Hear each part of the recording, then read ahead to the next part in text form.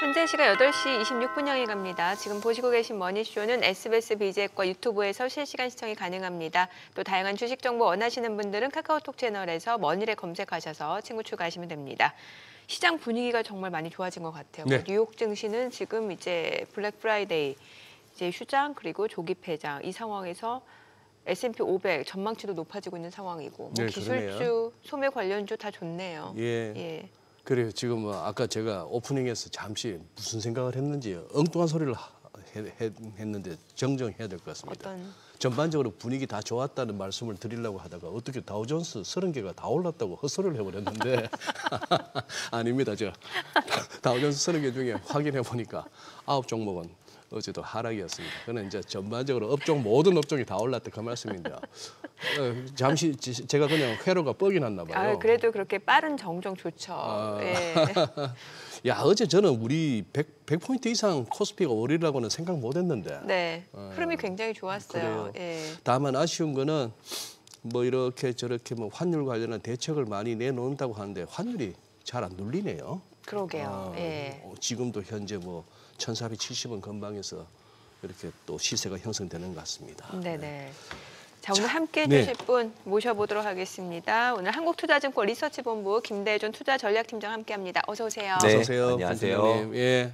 아침에 또 상암까지 오시느라 수고 많으셨어요. 아, 아닙니다. 네. 저기 뭐야, 우리 지금 국내 증권사 몇 개입니까? 60개 넘는 건 아는데 네. 그 정도 되죠? 네, 해외 증권사까지 다 합치면은 60개 넘어가는 걸로 알고 있습니다. 예. 각 증권사마다 투자 전략 팀장은 다 있을 거 아니에요? 거의 그렇다고 보시면 되죠. 어떻게 좀 교류가 있으세요? 교류는 없고요. 335. 예. 그냥 아는 사람은 좀 알고요. 네. 뭐 길 지나가다가 보게 되면 인사하고 뭐 예. 그 정도고 뭐 딱히 엄청나게 친하게 지내고 그러진 않습니다. 네.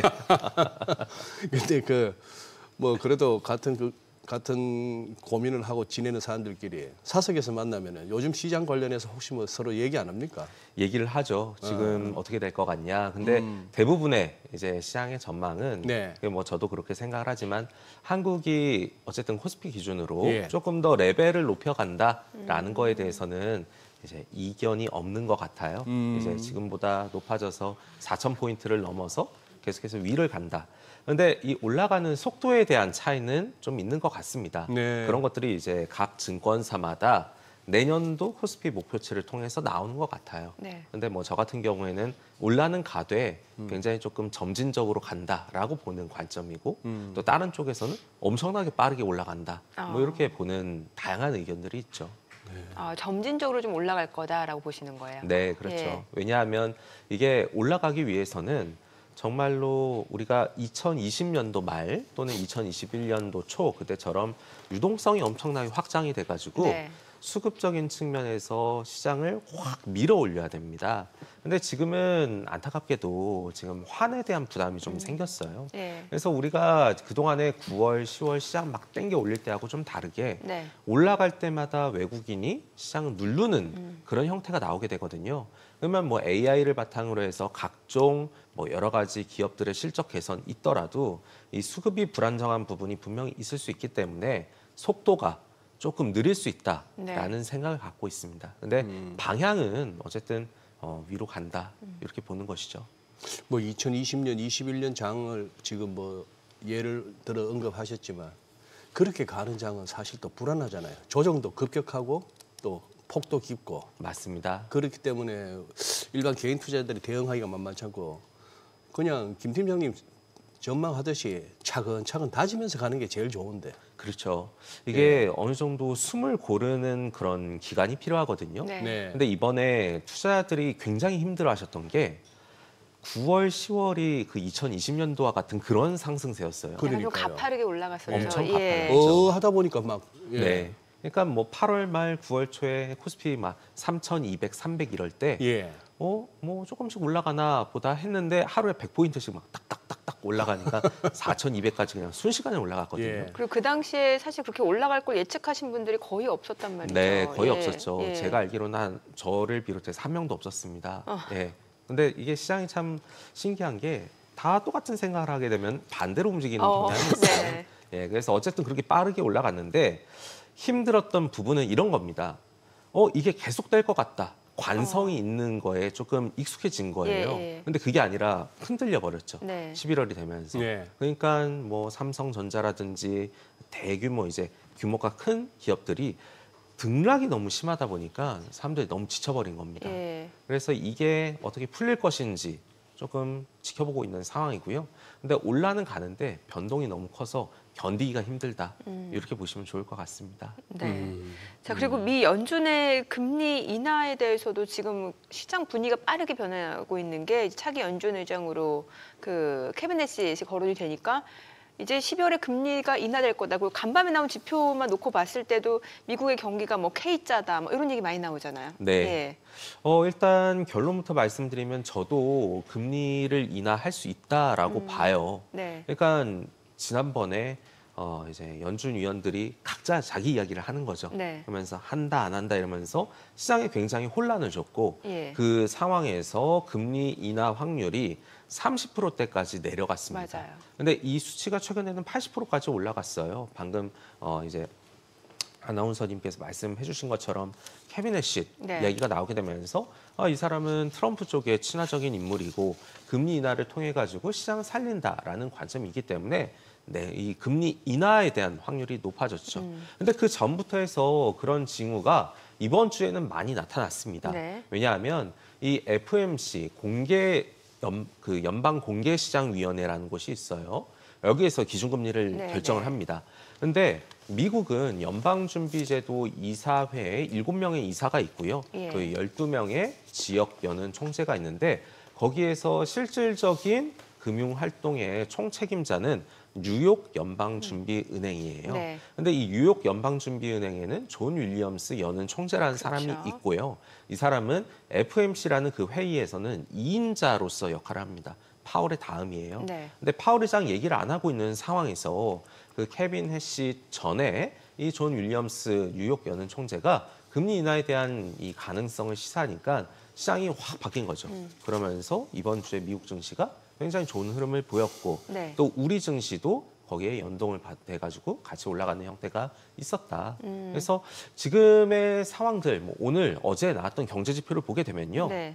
금리 인하 가능성이 굉장히 좀 높아졌다라고 네. 보시면 좋을 것 같고요. 인하 가능성. 네, 인하. 인하요. 예. 예. 그리고 뭐 베이지북이라고 해서 또 나오긴 했는데요.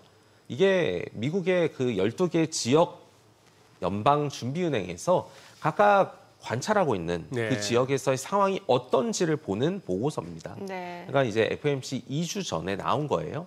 근데 여기에서도 고용이 생각보다 둔화가 되어 있고 경제 활동이 그렇게 활성화되지 않고 있다라는 이야기가 있기 때문에 여러 가지를 종합하게 되면 결국 금리 인하 쪽으로 가지 않겠나라는 전망이 강화가 되고 있습니다. 참 지난주까지만 하더라도 12월은 금리 인하가 쉽지 않을 거다. 금리가 동결될 거다라는 의견이 더 많았던 것 같은데 지금 이제 며칠 사이로 많이 변화된 모습이고 이번에 금리 인하에 대해서도 이런 해석들이 나와요. 뭐 매파적 인하냐 아니면 비둘기적 동결이냐. 이게 결국에는 이번에 인하를 하더라도 내년에는 동결이 될 거고 이번에 만약에 동결이 되면 내년에 인하를 할 거다. 이게 결국에는 시간의 문제지 한 번에 인하를 할 거다 이런 얘기가 많거든요. 맞습니다. 예. 근데 그 타이밍 상으로 보게 되면요. 지금은 비둘기적 동결 이거보다는 예, 매파적. 살짝 매파적인 인하가 훨씬 더 필요하고 중요하다. 시장에서는 그걸 원하는 거죠, 지금. 맞습니다. 예. 왜냐하면 시장에서 지금 유동성 문제가 사실 조금 있어요. 네. 그래서 그 유동성이 뭐 여러 가지 이슈가 있는데 금리가 내려가는 방향이 나와야 미국의 채권을 뭐 매수해 준다든지 아니면 유동성 경색이 됐던 부분이 풀리는 그런 이슈가 있는데요. 요거를 이번에 처리해 주지 않으면 시장이 한 번 정도 더 흔들릴 수 있다라고 생각합니다. 그래서 저는 비둘기적 동결 뭐 말은 좋죠. 근데 지금 타이밍으로 안 된다. 매파적이라도 인하를 무조건 해야지 지금 좋은 흐름을 이어갈 수 있다라는 생각을 갖고 있습니다. 예. 지금 이제 그 연준에서 꽤나 중요한 역할을 하는 위치에 있는 존 윌리엄스 뉴욕 연은 총재의 발언이 이제 살려줬다고 하는데 이게 복귀하는 게 지금 채 일주일이 안 됐기 때문에 지난주 목요일 날 20일 날 리사 쿡이 네. 자산시장 급락할 가능성이 있다 해가지고 그날 S&P가 1.56% 빠지고 그 다음날 윌리엄스가 또 이렇게 또 또 그걸 하면서 수습에 나서면서 1% 오히려 오르고 금요일 날은 그러고 이번 주 들어서 미국이 월화수 그래서 지난주 금요일까지 해서 벌써 4일 연속 그렇죠. 상승인 거예요. 네, 그렇죠. 그러니 리사 쿡이 그날 하루는 저렇게 흔들었는데 시장을 저 리사 쿡의 임기가 2038년까지더라고요. 맞습니다. 리사 쿡의 역할을 갖다가 그렇게 잡아야 될 것 같아요. 뭐라고요? 저처럼 이제 완벽한 인디케이터가 돼줘야 되는 거예요. 아, 제가 머니쇼 플러스 월요일 날 패널로 또 나오는데 네. 지난 11월 3일 날이 월요일 날 11월 첫 월요일 날 그때가 4226.75를 찍은 역사적 고점인 날이었거든요. 네. 그날 지수가 2.78% 오르고 3시 반 장 마감하고 나서 제가 그랬습니다. 네. 이런 식으로 100포인트씩만 오르면은 딱 800포인트 남았는데 다음 주 목요일 날 5000포인트 찍겠네요. 이랬습니다. 네. 그러고 나서 이 장이 왔네요. 이 정신없는 조정장이 와가지고 저는 이번에도 정확했거든요. 네. 진방꿀. 네, 네. 정확하게 틀렸는데 리사 쿡도 좀 그런 식으로 좀 역할을 해주면 좋겠네요. 그렇죠. 그렇게 한번 흔들어주고 그러고 나면은 사람들이 잠시 그거 하지만 리사 쿡이 저럴 때는 오히려 매수 기회야라고 생각하는. 아이고 참. 그래서 제가 소장님이 오히려 막 좋다고 하면 약간 불안한 거고 그런 면이 있습니다. 그래요. 예. 계속 틀리겠습니다. 아니 맞고 틀리고 하면 안 돼. 예. 예, 계속 틀려야 중요해. 예.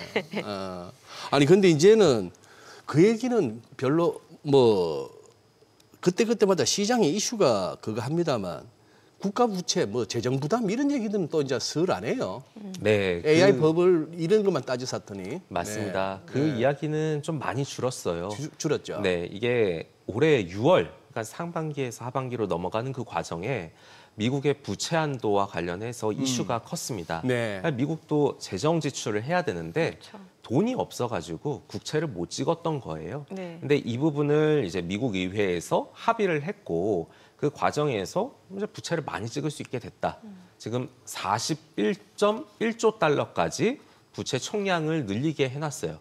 그리고 이제 트럼프가 얘기하는 뭐 굉장히 아름다운 법안하고 OBBB라는 게 있는데 그것 때문에 이제는 그 이야기가 쏙 사라졌습니다. 그러니까. 네. 예. 근데 그거를 이제 이어받아서 온 게 연방 정부의 예산안과 관련된 셧다운이 네. 이제 한 40 며칠간에 지속이 됐었죠. 예. 트럼프 1기 때 역대 최장 34일이었는데 그 기록을 깨면서 미국을 흔들어 놨어요. 근데 이 부분도 최근에 이제 매듭이 지어졌기 때문에 이제는 연방 정부의 부채 아니면은 예산안 이런 재정과 관련된 불확실성은 갑자기 쑥 사라지고요. 이제 AI 거품론에 대한 이야기가 나오고 있는데 거기서 이제 구글이 또 한 번 그러게요. 네, 새로운 돌파구를 마련해 줬죠. 예. 제미나이 3 발표하면서 맞습니다. 엄청나게 지금 뭐 혁신이죠. 그렇죠. 예.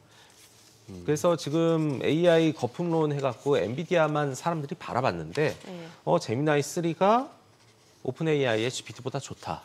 그리고 메타가 구글에 붙었고 그리고 일론 머스크가 굉장히 의례적으로 네. 거기에 대해서 우호적인 발언을 하게 되고요. 그래서 시장에서는 이게 정말로 사용이 된다면 이게 거품이 아니라 실제 환경에 연결이 되는 거기서 부가가치를 창출하는 그런 부분이 나올 수 있다라고 인식을 한 것 같아요. 아까 전에 제가 베이지북 말씀드렸는데 네네. 베이지북에 어떤 내용이 있냐면요. 실제로 기업들이 이 챗 GPT를 비롯한 AI를 바탕으로 해서 예. 효율성을 높였고 이런 걸 바탕으로 신입 사원이라든지 아니면 신규 채용을 안 할 정도로 생산성이 높아졌다. 네. 이 얘기를 했거든요. 예. 이것은 분명히 이 AI라는 게 그냥 허상이 아니라 이제는 진짜 실생활로 스며들고 오는 그런 하나의 이제 뭐 이정표라고 보시면 좋을 것 같습니다. 네. 그래서 거품론에 대해서는 굉장히 조금 우리가 경계를 해야 되는 건 맞지만 너무 과도하게 볼 필요도 없다. 이렇게 생각을 하고요. 정말로 만약에 AI가 끝나고 이게 허상이다라고 했으면 우리가 잘 알고 있는 할아버지가 있는데요. 그분이 투자를 안 했을 거예요. 할아버지. 네. 워렌 버핏 네. 할아버지. 알파벳에 그냥 워렌 버핏 옹. 네, 예. 넣어버렸죠. 이게 가짜가 아니라는 인식이라는 겁니다. 아니 근데 이제 그 AI 버블에 대해서도 이제 좀 정리가 명확하게 그게 AI 산업이나 AI의 미래에 대해서는 별로 의심은 없는데 네. 이제 AI에 관련해서 투자를 하는 쪽에 엄청난 돈이 들어가는데 저 돈을 감당할 수 있겠느냐 하는 것과 나중에 그것이 수익 창출로 이어지겠느냐 하는 것과 관련 주가들의 이제 그 과열 논란 이렇게 네. 이제 정리가 될 수 있는데 아니 그런 거예요. 지금 아까 우리 저 글로벌 비즈에서 임선우 캐스터가 소개했지만 오픈 AI는 2030년까지 우리 돈으로 한 300조가 부족하다는 거예요. 맞습니다. 예, 이런 얘기들이나 또 저기 뭡니까 마이클 버리가 그냥 괜히 한 소리는 아니더만요. 예고했던 대로 또 어제 이제 뭐 장문에 그걸 한번 올렸는데 뭐 감가상각 부문이나 여러 가지 데이터 센터에 잘못하면 이 캐펙스 투자가 부담으로 올 수 있다 등등이 상당히 설득력이 있더라고요. 저는 봤을 때. 네. 그래요. 그러면 이제 주가 측면에서는 어떻게 보세요? AI 관련한 주식들에. 일단은 긍정적인 흐름, 네. 상향하는 흐름이 나올 수 있다고 봐요. 저는. 근데 그게 이끌어주는 거는 아직까지 여러 분야에서 리스크에 대한 이야기를 하고 있지만 네. 그것을 이제 덮어놓을 정도로 실적에 대한 기대치가 높은 게 있기 때문입니다. 오픈 AI라든지 아직 비상장이라서 뭐 이제 주가의 흐름은 없는데, 네. 근데 여기와 관련돼 있는 이 정말로 그 모델을 내놓는 기업들의 실적이 아니라 엔비디아가 사실 AI 생태계를 이끌어 가거든요. 예. 근데 AI의 실적, 특히 엔비디아의 수치는 이번에도 잘 나왔고 계속해서 높아진 시장의 눈높이를 충족할 정도로 잘 나오고 있어요. 그래서 이 숫자가 나오게 된다면 이런 겁니다. 이 투자해야 되는 부담이 굉장히 크고 뭐 300조가 들어가야 되고 굉장히 비용 부담이 상당한데 네. 실적이 잘 나오게 되고 이익이 있다면 여기에서 발생하는 캐시 가지고 이거를 좀 투자하는 방향이 있을 수 있다. 그렇다면 그 과정에서는 처음에 초기 투자들이 부담해야 되는 그런 뭐 적자라든지 비용이라든지 이런 것들은 조금 무시하더라도 시장을 확보하는 그런 방향으로 갈 수가 있다라고 생각을 하는 거예요.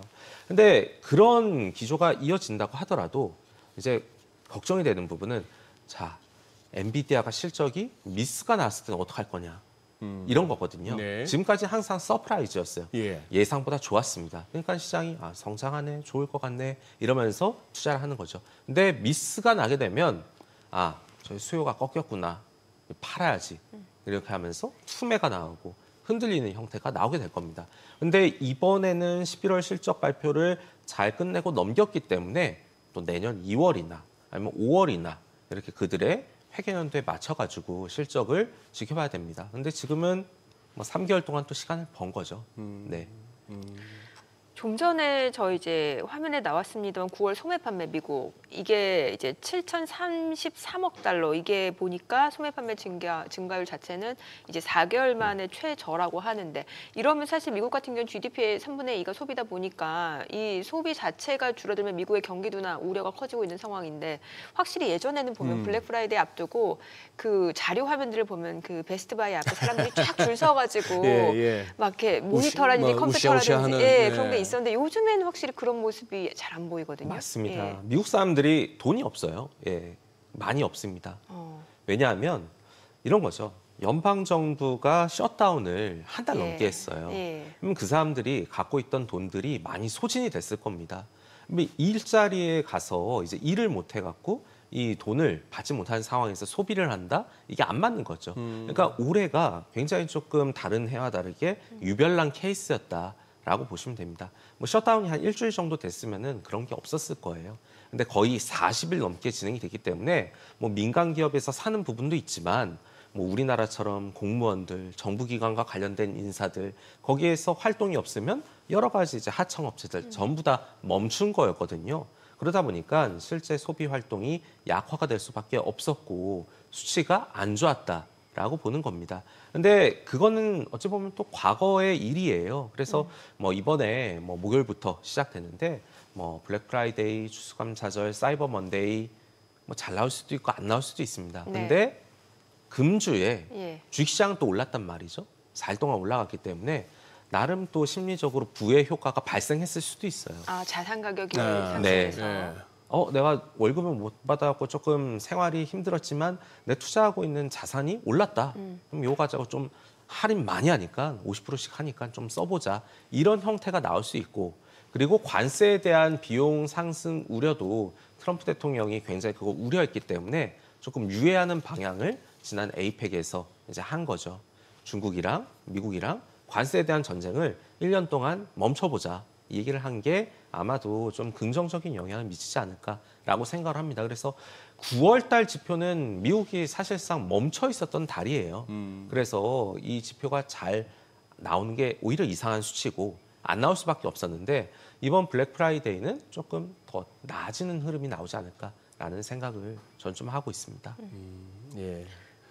지금 우리 김대중 팀장께서는 어떻게 요즘 보면 리포트를 쓰든 세미나를 나가든 질문을 받든 국내 비중, 뭐 미국을 비롯한 해외 비중 어떻게 돼요? 일단 뭐 50대 50으로 본다면요. 네. 한국과 뭐 미국을 50대 50이 디폴트 그냥 기본 예. 설정이라고 본다면 지금은 한국에 대해서 한 7대 3 정도로 이야기를 하고 있고요. 아 그래요? 예. 한국이 조금 더 미국보다 빠르게 올라갈 게 있다. 그리고 내년 상반기까지는 이 기조를 조금 유지해야 된다라는 말씀을 드리고 있고요. 네. 반면에 이제 좀 지나가면서 내년 상반기가 지나가면 그때는 다시 해외 쪽으로 비중을 좀 확대하는 것도 필요하다라는 이야기를 하고 있습니다. 왜냐하면 올해부터 내년 상반기까지는 시장을 끌어올리는 긍정적인 재료가 많아요. 우리나라요? 예, 그렇죠. 왜냐하면 일단 해외에서는 네. 네. 외국인이 우리나라 주식을 사줘야 되는데 예. 여기에는 미국의 금리 인하가 필요합니다.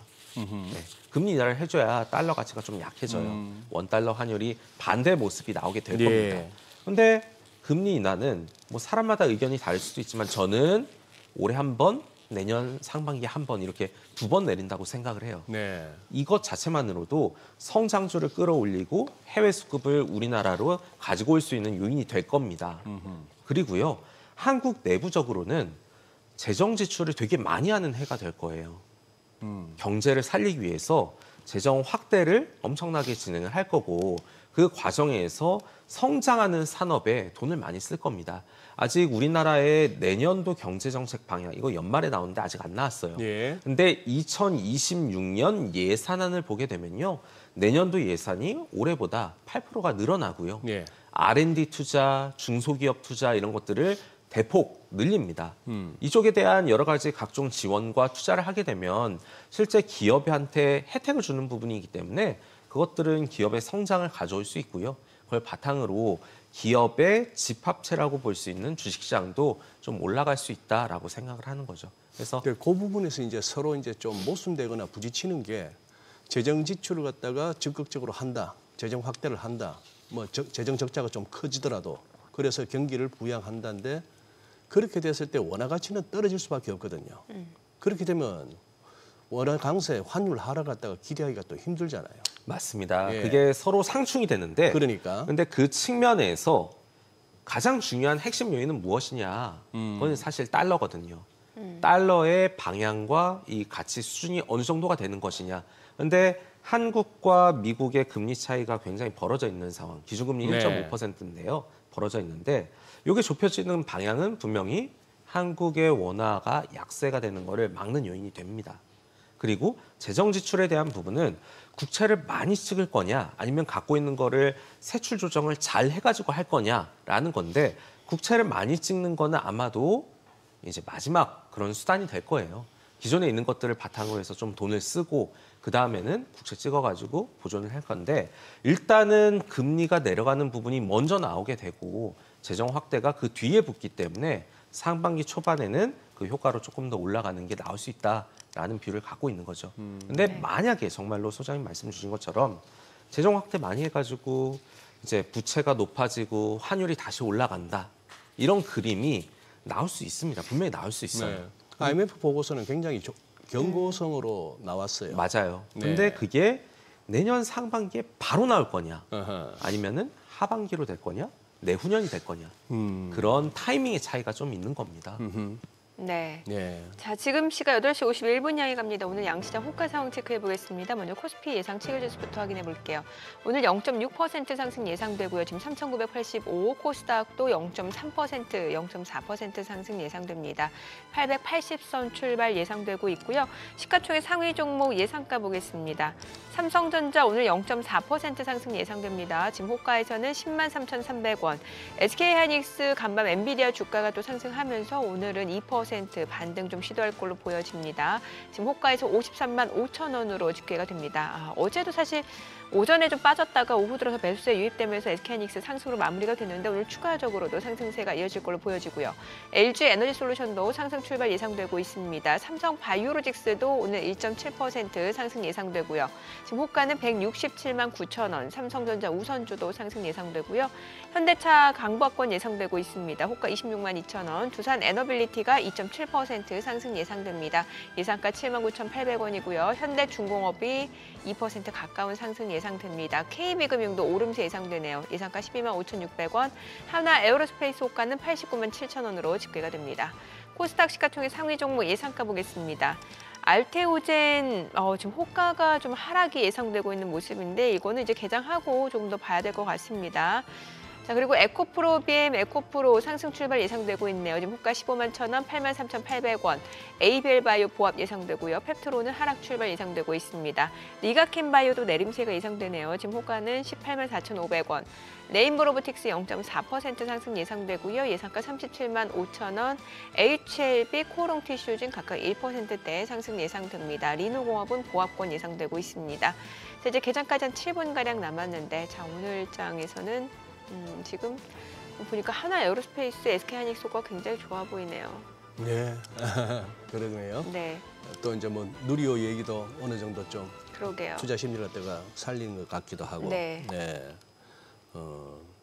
오늘 나는 저 굿모닝 마켓에서 우리 최준 아나운서가 제목을 그 키워드를 어떻게 잡을까 궁금했는데 뭐라고? 조정 끝 연말 랠리 시작 이렇게 아주 단정적으로 단호하게 싶었는데 예.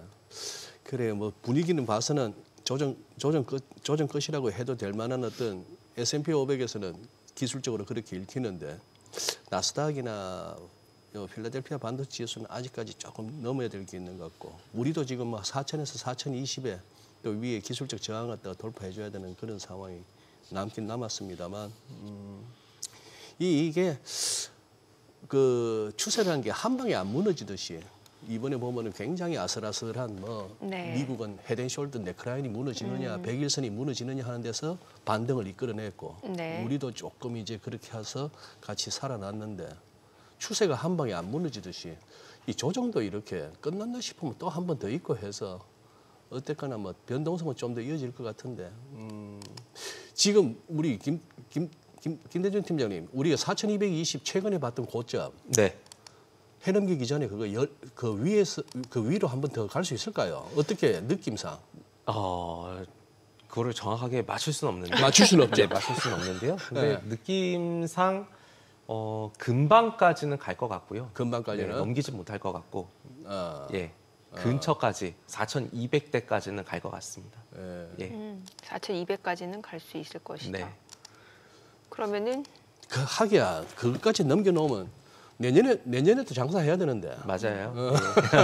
내년에도 장사해야 되는데 네. 너무 달려놓으면은 그것도 그럼 삼성전자, SK하이닉스는 조금 더 주도주 역할을 해줄 수 있을 거라고 네, 보시면 그 충분히. 예. 삼성전자, SK하이닉스를 비롯한 AI와 관련된 반도체는요. 어쨌든 미국의 엔비디아나 이런 대표 기업들의 실적이 깨지지 않는 한 계속해서 갈 수 있다. 네. 그래서 빠질 때 비중을 좀 늘리고 기다려보는 그런 전망이 그런 전략이 좀 필요합니다. 뭐 여러 증권사들의 실적 전망이 나오고 있고 뭐 제가 알기로는 저희 회사가 추정치가 가장 높은 걸로 알고 있는데 네. 긍정적으로 봐요. 왜냐하면 수요가 강한데 공급이 너무 없어요. 그러니까 우리가 일반적인 경제 이론에서 많은 어려운 것들이 있는데 간단한 게 수요 공급의 법칙이거든요. 네네. 근데 지금 여러 가지 기기들이 나오게 되면서 예전에는 GPU, HBM만 이제 어느 정도 사용을 했는데 이제는 텐서 처리 장치라고 구글의 TPU가 나오게 네. 되면서 예. 거기에는 범용 D램까지 들어갈 수밖에 없거든요. 예. 그렇게 되면은 기존에도 수요가 굉장히 높았는데 더 늘어났다. 근데 문제는 공급, 그러니까 캐파가 많이 늘어나지 못하는 상황이었어요. 왜냐하면 우리나라가 특히 삼성전자가요, 그 평택에 예. P5 공장을 멈추지 않고 그냥 계속 지어가지고 했다면 예. 잘 따라갔을 텐데 예. 그 잠깐 멈췄었단 말이죠. 어허. 그리고 그게 다시 재가동을 하는데 예. 2027년 정도가 돼야 만들어집니다. 그때부터 이제 양산을 막 하게 될 그래요? 거예요. 예. 그래서 그런 공급이 제한적인 상황에서 수요가 계속 강하다 보니까 최근에 D램, 낸드 가격이 엄청나게 높게 형성이 되어 있거든요. 그런 측면을 보게 되면 뭐 삼성전자나 하이닉스라든지 D램 파는 곳들이 물량 나가는 건 똑같은데 가격의 효과가 있다 보니 네. 실적이 잘 나올 수밖에 없고 이 과정에서 주가는 그걸 반영해서 높게 형성이 되겠죠. 그래서 그 두 가지가 끌고 가게 되면 보면 이제 높은 레벨을 좀 달성할 수 있다. 4,200까지 다시 한번 갈 수 있다라고 생각을 하는데 또 연말이 되면 뭐 산타레일리아고 해가지고 좋은 흐름이 나오긴 해요. 네. 근데 이제 대주주들이 또 생각이 많아지는 거죠. 아하. 네. 이거 연말 다가왔으니까 예. 좀 던져야겠다. 이런 게 있습니다. 저는 어제 모처럼 뭐 먼지도 거치고 해서 이제 저희 동네 산에 체력단련장까지 한번 올라갔는데 그래서 이제 또 이렇게 어느 분 인사하면서 얘기 좀 나누다 보니까 아니 방송을 아침마다 잘 보고 있습니다 하시면서 인사하시면서 그런데 삼성전자, 하이닉스, 엔비디아 얘기 좀 줄여주시면 안 될까요? 이러시는 거예요. 네. 예. 그게 뭐 거의 뭐 국민주기도 한데 그럼 뭐 주로 어떤 거 갖고 계신데요? 했더만 나 2차 전지로 3년째 고생이요 이러시더라고요. 네. 그리고 이놈의 네이버는 언제 움직입니까? 이러고 또 뭐 저기도 뭐 두루두루 갖고 계시더라고. 뭐 제약이고 로봇이고 맞습니다. 그러면서 이제 전자 얘기 그만 듣고 싶대. 반도체 좋은 거 알겠대요. 이 좀 예탁금도 많고 한데 좀 이렇게 이 수급이 다양하게 좀 이렇게 확산될 여지는 없을까요? 그러길 바라는데요. 네. 근데 되는 종목들의 쏠림 현상이 사실 미국에서도 나오고 있고 네. 한국에서도 발생을 합니다. 근데 전반적인 한국의 특징은 그런 글로벌 흐름에서 크게 벗어나지 않더라도 업종 간의 순환매가 좀 발생을 할 수 있어요. 네. 소외된 업종도 뭐 어느 순간에는 조금 관심을 받게 되고 이렇게 돌게 되는데 이 2차 전지나 네이버 같은 플랫폼이 이제 한 내년 정도 되면 그런 관심을 다시 받을 가능성이 높다라고 저는 개인적으로 생각합니다. 왜냐하면 2차 전지, 뭐 전기차 잘 안 팔리는 거 다 알고 있어요. 예. 뭐 미국에서 트럼프 행정부 들어가지고 보조금 없어지고 예. 잘 안 팔립니다. 예. 그런데 AI를 비롯한 데이터 센터가 지금 화두가 되다 보니까 그걸 안정적으로 유지하기 위해서는 전력망을 잘 갖춰야 되는데 그게 빠른 속도로 진행되기 어려우니 에너지 저장 장치라는 거를 옆에 붙여가지고 이걸 좀 해보자라는 게 시장에 나오고 있는 스토리고 그 과정에서 우리나라의 뭐 LG 계열들, 삼성 계열들, 거기에 2차 전지 소재들 이런 것들이 다 같이 올라가는 형태가 나오는 거거든요. 이게 거의 4년 만에 다시 이제 좀 회복되는 추이예요. 그리고 플랫폼, 네이버나 이런 것들도요. 코로나 때 엄청나게 많이 사용하다가 코로나 이슈가 없어지고 죽었습니다. 근데 최근에 또 이 AI 쪽과 관련된 부분들, 또 두나무하고 합병하는 부분들, 여러 가지 다시 사용되는 이슈들 이런 것들이 결합하면서 올라가고 있는 상황인데요. 좀 기다려 보시게 되면 이 업종의 순환매 그리고 수급의 분산 어렵지만 발생할 수 있다라고 보고 그리고 제가 좀 한 가지 재밌는 이야기들을 드리면 이거는 뭐 관련된 산업이랑 관계가 없는 건데요. 그 얘기 저 개장하고 조금 더 알겠습니다. 자세히 들어봐야 될 것 같습니다. 저를 국내 증시 흐름 확인해 보죠. 개장합니다.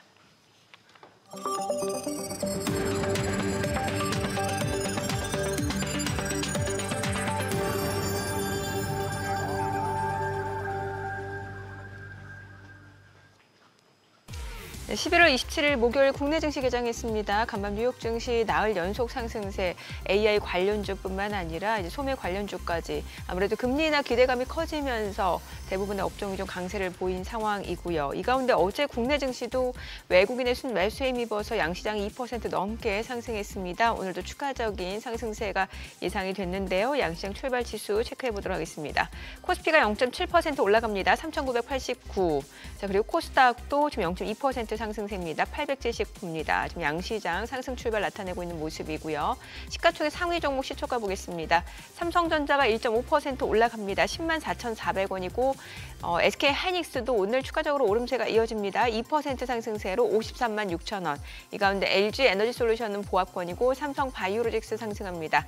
166만 2천원이고요. 삼성전자 우선주도 1% 이상 올라갑니다.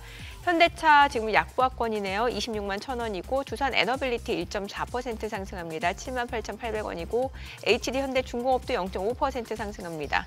KB금융은 좀 떨어지네요. 12만 4천원에 거래되고 있고요. 하나에어로스페이스가 1.7% 상승합니다. 88만 2천원. 코스닥 시가총액 상위 종목 시초가도 보겠습니다. 알테오젠 보합권이고요. 에코프로비엠 지금 15만 100원, 에코프로는 0.6% 하락합니다. 8만 3천원이고요. ABL바이오가 1%대 하락입니다. 지금 17만 1,500원, 펩트로는 올라가네요. 32만 1,000원이고요. 리가캠바이오가 1% 지금 하락입니다. 18만 2,900원, 레인보로보틱스 소폭 올라가고요. HLB가 0.8% 오름세입니다. 4만 7천, 4만 6,850원, 코오롱티슈진도 1.3% 상승 중이고요. 리노공업은 좀 떨어집니다. 지금 6만 4천원 선 움직임 이어지고 있습니다. 오늘 시장에서 특징을 보여주고 있는 섹터 종목들 체크를 해보도록 하겠습니다. 자, 오늘 장에서는 지금 보게 되면은 전반적으로 일단은 양시장이 지금 상승 흐름을 나타내주고 있는 상황에서 제가 다시 한번 좀 체크를 해보도록 할게요. 화장품, 반도체, 리튬 쪽의 흐름이 좋습니다. 화장품 쪽에서는 오늘 신규 상장한 종목 있죠. 아로마티카가 지금 235% 지금 급등을 하고 있는 모습이고요. 그리고 지노맨 컴퍼니도 12%대 상승세고요. 바이오비주, 제닉, 파미셀, 현대바이오, 청담글로벌, 셀로맥스 사이언스 다 올라갑니다. 아무래도 오늘은 이제 아로마티카가 신규 상장하면서 지금 240% 넘게 급등을 하다 보니까 이제 화장품 섹터가 동반 강세를 나타내는 것으로 지금 체크가 됩니다. 뭐 APR도 올라가고요. 에이블 CNC도 2%대 상승세. 그리고 리튬 관련주들도 흐름이 좋습니다. 지금 엔캠이 두 자릿수 상승률을 보여줍니다. 10% 급등합니다. 67,500원 선이고요. 중앙첨단 소재도 8% 강세, 천보, 하이드로 리튬도 각각 5%에서 2% 상승세 보여주고 있고요. 미래나노텍, 미래산업까지도 2% 이상 오름세를 보여주고 있습니다. 자, 그리고 오늘 또 전선 쪽도 움직임이 있네요. 대원전선이 지금 3.8% 올라갑니다. 3,920원, 가온전선도 2.8%, 3% 상승 중이고요. LS 마린솔루션도 각각 2%에서 1% 오름세, 그리고 대한전선도 1.8% 올라갑니다. 뭐 LS 에코에너지도 오름세고요. 일진전기도 1% 상승세입니다. 전력 쪽도 좋아요. 손해보험 쪽도 좋고. 전력 쪽에서는 지금 LS 일렉트릭이 6% 올라갑니다. 47만 7천원.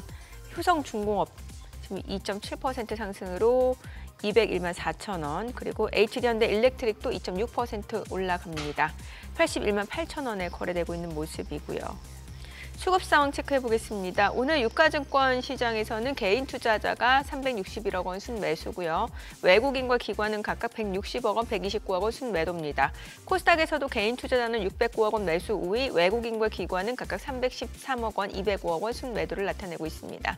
환율 체크하겠습니다. 달러 환율 오늘 2원 90전 상승한 1,468원 50전에 개장이 됐습니다. 자, 오늘은 또 개인 투자자가 사네요. 코스피 4천선 또 회복이 됐고요. 4천선 회복되고, 그러니까. 네. 예. 삼성전자, SK하이닉스 강하고. 4천이야 뭐. 정민앵커 표현 맞다나 도덕도 없는 그냥 쌀이문이니까 아무나 열면 돼요. 쌀이문은 이제 네. 소장님들. 무슨 뭐 대단한 무슨 그 허들이 아니더라고 4천은. 예. 네. 내려갈 때도 쉽게 올라갈 때도 쉽게. 지수보단 내 종목이 중요하죠. 그렇죠. 네. 아까 그 소장님 거기서 체력 단련장 예, 거기서 예. 만나신 분 같은 경우도 예. 지수에 관심이 있으시겠습니까? 그렇죠. 예. 근데 뭐 지수 안 좋을 때야 뭐 내가 뭘 갖고 있든 간에 같이 막 이렇게 허물어지니까 지수 얘기를 안 할 수가 없죠. 증권사들이 아니 말난 김에 뭐 지수 얘기 조금만 하면 정민앵커는 맨날 이런 식으로 초를 치거든요. 네. 뭐 제가요? 지수가 뭔 중요합니까? 늘 이런 식으로 얘기하는데. 아니 초를 치는 건 아니고 예. 이제 좀 시장이 좋아도 내 포트폴리오 수익률이 좋지 않으면 상대적인 박탈감은 크죠. 예. 그럼 그래서 정민앵커 입장에서 여쭤볼게요. 증권사는 왜 그 궁금하지도 않고 필요하지도 않은 그 지수 전망을 매번 합니까? 필요합니다. 네, 예. 제가 필요성을 그러니까 필요하지 않다고 얘기한 건 아니에요. 그래요? 예, 예. 필요하죠. 예. 안 그래도 아까도 저 무슨 뭐 내년도 S&P 500이 뭐 7천을 가네, 8천 얼마를 가네 하는 거 저 이렇게 한번 박제해 놓으려고요. 네. 박제해 놓고 내년에 S&P 500 얼마 가는지 보고 맞추면은 역시 이런 걸 갖다가 참고해야겠다 싶은 거고 내년에 가서 미국장이 오히려 뭐 지금보다 더 안 좋으면은 또 뭐 부질없나 싶기도 하고 그런데 예 코스피 전망을 갖다가 하시잖아요. 맞습니다. 예. 저희도 코스피 전망하고요. 저는 뭐 내년에 4,600 정도까지 올라갈 수 4,600. 있다라고 생각을 합니다. 근데 그 4,600 가려면요. 여러 가지 이제 재료들이 있어야 돼요. 일단 지금 우리나라에서 상법 개정에 대한 이야기를 네. 많이 하고 있는데 뭐 자사주 소각에 대한 부분도 분명히 있어야 되고요. 네. 그리고 다른 나라처럼 배당도 많이 줘야 됩니다. 지금 화두가 되고 있는 게 배당 소득세율을 어떻게 내리냐 요거인데요. 아마도 이제 투자자들이 만족할 정도로 내려주게 되면 네. 그거를 바탕으로 시장 또 레벨 높여질 거예요. 그리고 뭐 여러 가지 기업 실적들이 계속 잘 나와야 되는데 아까도 잠깐 말씀드렸지만 AI 워낙에 좋고 잘 나올 수 있는데 이게 혹시라도 축소가 되거나 시장 예상보다 악화가 되는 경우가 내년에 한 번도 안 나오는 게 아니라 어쩌면 한 번 나올 수도 있지 않을까라는 걱정이 있는 겁니다. 그래서 다른 데보다는 속도가 그렇게 조금 느리다. 올라는 가되 기울기가 60도가 아니라 한 30도 정도로 간다. 이렇게 보시면 좋겠습니다. 네, 네. 그리고 이제 반도체 쪽 갖고 계신 분들 중에서는 또 소부장 쪽도 이제 뭐 물론 삼성전자, SK하이닉스 다 좋은 건 알지만 또 소부장 같은 경우는 또 올라가면 탄력적으로 올라갈 수 있다는 기대감에 미리 선취하신 분들 있는데 그분들은 또 약간의 인내심이 필요했던 상황이었거든요, 그동안. 네. 예. 근데 인내심이 필요했던 만큼 튀어오를 때 또 빠르게 튑니다. 그래요? 최근에 기다리면 되는 거예요? 네, 최근에 하드웨어, 소부장 이런 것들이 같이 올라가는데요. 뭐 예를 들어서 MLCC라는 어떤 제품을 만드는 그 삼성전기라는 회사도 있고 적층 세라믹 컨덴서. 맞습니다. 예. 예, 뭐 이수페타시스나 여러 가지 IT 하드웨어 이제 선도 업체들이 있고요. 그 다음에 이제 소부장들 삼성전자의 밸류체인, 뭐 SK 하이닉스의 밸류체인 같이 올라가는 형태인데 조금 기다려 보게 되면 결국에 산업의 성장은 있기 때문에 네. 이제 주가 올라갈 수 있다라고 보고요. 다만 이 차이가 있습니다. 그 소부장 기업들이 코스피에 속해 있느냐, 코스닥에 속해 있느냐에 따라서 좀 탄력이 달라요. 예. 지금의 한국 시장은 온전하게 코스피에 관심이 집중되어 있는 그러니까요. 상황이기 때문에 예. 똑같은 소부장 섹터에 있더라도 코스닥에 있으면은 생각보다 조금 탄력이 더디네, 왜 이럴까 이렇게 고민할 수 있습니다. 근데 어쨌든 큰 흐름에서는 같이 위를 향해 가고 있기 때문에 조금 더 인내하시면서 기다리는 게 좋겠다라는 말씀 드리겠습니다. 아니 어제는 보니까 또 그 구글 TPU 때문에 그 에이직 반도체라고 해서 더 막 움직였단 말이죠. 에이직 반도체 소장님 무슨 반도체요? 에이직 반도체. 에이직 반도체? 예, 어플리케이션 스페시픽 인티그레이티드 서킷. 그래요? 네. 그 맞춤형 반도체. 맞춤형 반도체. 그게 관련해서 막 움직였단 말이죠. 그런 쪽은 어떻게 보세요? 저도 뭐 산업을 정확하게 보고 있는 그런 입장은 아닙니다. 예. 예, 저는 뭐 전체 매크로하고 이런 네네네. 전체 시장을 보기 때문에. 근데 지금 얘기가 나오는 게 그 TPU 관련해서 그렇게 맞춤형 반도체라든지 여러 가지 제품이 필요하기 때문에 네. 그 자리를 뭐 TSMC에서 뭐 삼성전자나 다른 쪽이 다 확산돼서 만드는 거예요. 예. 그러면은 정말로 필요한 것들이 생길 것이고 거기에 이제 적합한 것들을 제공할 수 있다면 시장에서 그걸 알고 거기에 따른 가치를 부여하겠죠. 그래서 지금은 IT와 관련된 그런 각종 기업들이 굉장히 조금 위쪽으로 올라가기에 수월한 환경이다라고 보시면 좋겠습니다. 그래서 그 에이직 반도체를 비롯해서 그런 기업들 그리고 산업들도 위쪽으로 향해 갈 수 있지 않을까라는 생각을 좀 말씀드리겠습니다. 예. 아니 그나저나 하나 에어로스페이스 그동안 사실 이제 많이 글쎄. 올해 연초에 굉장히 주목을 받았고 이제 주가도 이제 많이 올랐었다가 최근에 좀 조정을 많이 받았는데 때마침 누리호 4차 발사 이슈가 있다 보니까 오늘 좀 움직이긴 하는데 글쎄요, 이 움직이는 정도가 이렇게 성에 차는 정도는 아니에요. 아까 호가에서는 막 4% 이렇게 올라갈 것처럼 보이더니 지금 한 0.8% 정도 상승세인데 방산 쪽은 어떻게 보시나요? 네, 방산이 길게 보게 되면 한국 입장에서 성장할 수 있는 산업이 맞아요. 예. 그리고 한국이 경쟁력이 굉장히 좋습니다. 그런데 지금 우크라이나 휴전 이야기가 나오고 있기 때문에 맞아요. 예. 전체 산업에 대한 심리를 약화시켜주는 네. 부분이 있어요. 그러니까 아마도 저 아직 장을 못 봐가지고 모르겠지만 한화 에어로스페이스는 지금 그날도 플러스일 거고요. 네. 나머지들은 탄력이 되게 약한 흐름을 보일 수 있을 것 같습니다. 네네. 왜냐하면 그 우크라이나 휴전에 대한 이야기가 계속 진행이 되고 있기 때문에요. 그래서 방산의 모멘텀이 지금은 약화가 됐고 네. 지금 조금 조정 국면에 있다.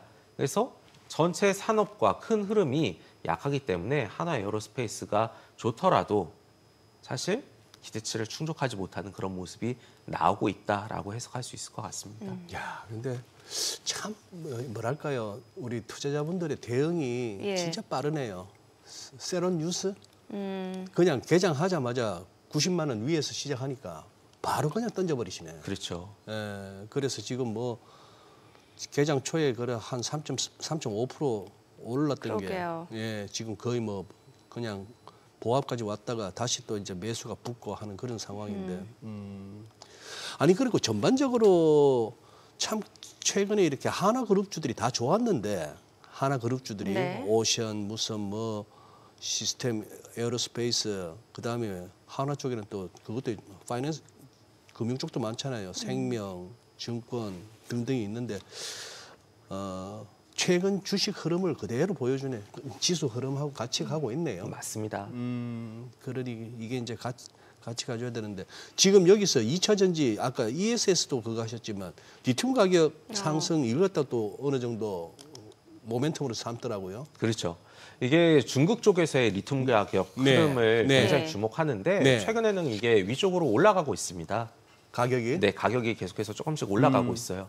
근데 우리나라의 2차 전지 소재, 뭐 이쪽 가격이랑 거의 연동되는 움직임 보이고 네. 있기 때문에 최근에 상황이 뭐 그렇게 부정적이지는 않다라고 생각을 하고 있고요. 그동안 많이 쉬었고 잘 안 움직였는데 최근에는 그래도 긍정적인 뉴스가 들려오면서 반응을 하고 있다라고 보시면 좋겠습니다. 예. 오늘 또 금통이네요. 그러니까 이게 저희가 항상 미연준 얘기하다 보니까 우리나라 금통위가 상대적으로 이제 좀 관심사에서 밀려나는 분위기인데 어때요?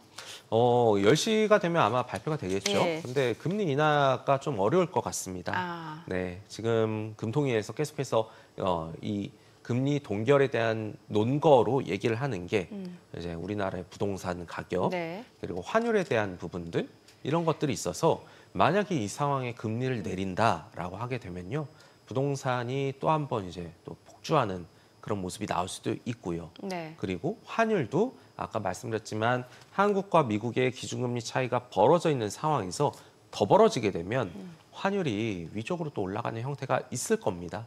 그래서 아마도 오늘은 이 금통위의 동결 가능성이 조금 더 높지 않은가라고 생각을 하고 있고요.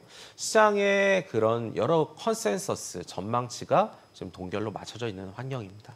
근데 뭐 미국 트럼프 행정부와 연준, 다카이치 내각과 BOJ, 뭐 우리도 마찬가지 하는과 이렇게 살펴보면은 전반적으로 이렇게 행정부하고 중앙은행들이 조금 이렇게 팀워크가 완벽하다라고는 볼 수 없는 시기예요. 요즘이 맞습니다. 서로가 조금씩 뭐 엇박자를 낸다 그럴까 아니면 뭐 서로 생각하는 게 좀 다른 그런 느낌. 네.